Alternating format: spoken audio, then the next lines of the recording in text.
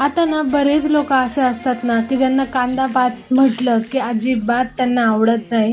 त्याचमुळे ना त्याच लोकांसाठी ना ही भाजी आहे. तर तुम्ही कधीतरी ना अशा पद्धतीने एकदा कांद्याची पात ट्राय करा. इतकी सुंदर लागते ना की जो न खाणार आहे ना तो पण इथे ना खायला लागून जातो. चला तर वळूया रेसिपीकडे. तर फक्त काही मिनिटातच एकदम झणझणीत आणि अगदी सोप्या पद्धतीने आज आपण बनवूयात कांदा पात.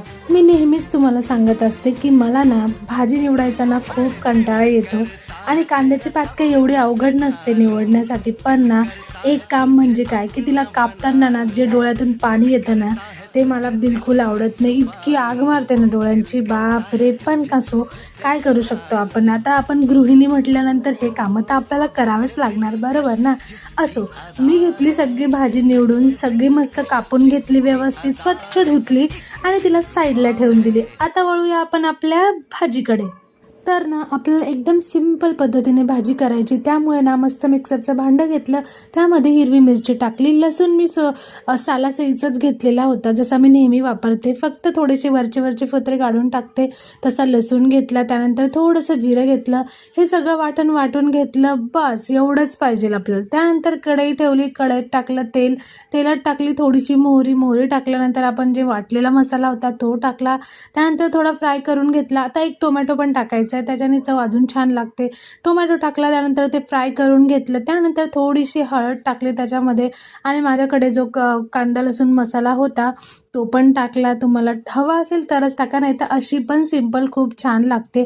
तो मसाला टाकला. त्यानंतर ना जी भाजी धुवून ठेवलेली होती ना मी, ती भाजी पण त्याच्यामध्ये टाकली. आता भाजी इतकी जास्त होते ना की कढई छोटी पडली, त्याच्यामुळे ना ती भाजी एकदम व्यवस्थित ना काय करायचं, हलवताना ना व्यवस्थित हळूहळू ना पहिले अगोदर टाकलेली भाजी हळूच हलवून घ्यायची. 5 मिनटं मोठ्या गॅसवर ठेवायचं, पुन्हा ती खाली बसून जाते, मग दुसरी टाकायची. अशी करता करता व्यवस्थित हलवून घेतली भाजी. त्यानंतर ना सेट झाली आपली भाजी. त्यानंतर त्याच्यामध्ये ना थोडंसं पाणी टाकलं, मी चवीपुरतं मीठ टाकलं.